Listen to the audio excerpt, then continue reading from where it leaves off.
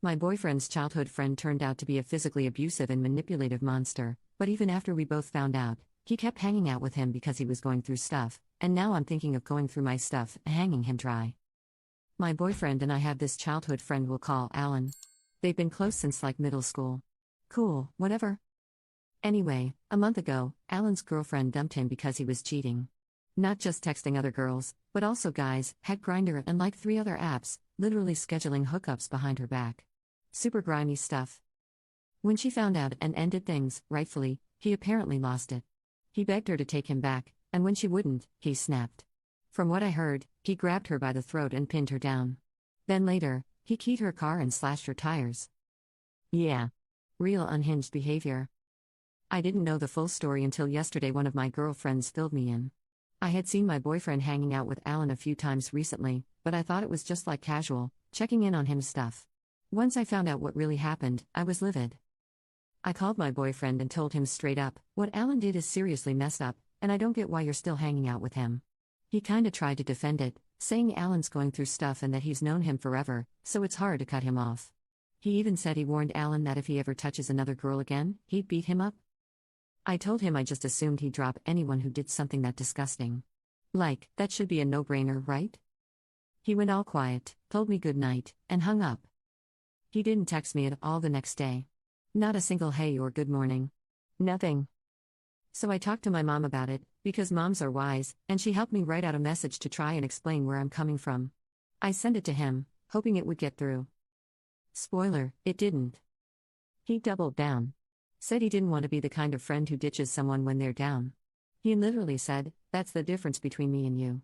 And that it's the Christian thing to forgive and support people, even when they mess up. Like, okay. Sure, forgiveness is fine. But supporting a guy who choked and stalked his ex? That's your hill to die on? He ended the convo by saying he had a lot to think about, then dipped again. And honestly? I'm not even mad anymore. Just kind of stunned and over it. Commenter.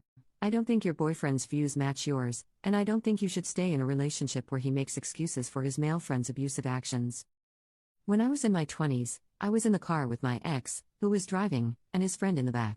Something happened, and my BF got mad at me and said, I should punch you for that. His mate leaned forward between the front seats in a heartbeat to tell him that if he ever said that again, he was going to get knocked out. That is a real man. Update. So. I gave him space. A few days went by. No calls, no texts, no I've been thinking message like I halfway expected. Just silence. And I don't know what I thought would happen. That he'd come to his senses?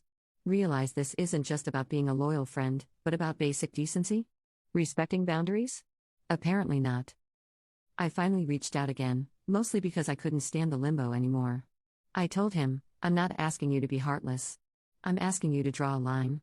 Abuse isn't a mistake you just wave off.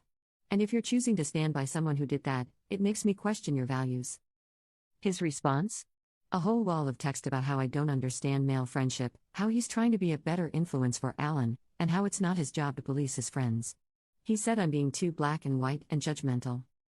And I just sat there staring at my screen. Like, how did we get here? I told him flat out, if you want to be friends with a guy who choked his girlfriend and vandalized her car, that's your choice. But it's also my choice not to be with someone who's okay with that. We haven't spoken since. I think the saddest part is realizing that the guy I thought I was building something with, someone I trusted, doesn't really see the problem. Or maybe he does, but not enough to act on it. And that says a lot. So yeah. I'm heartbroken, but I'm not confused anymore.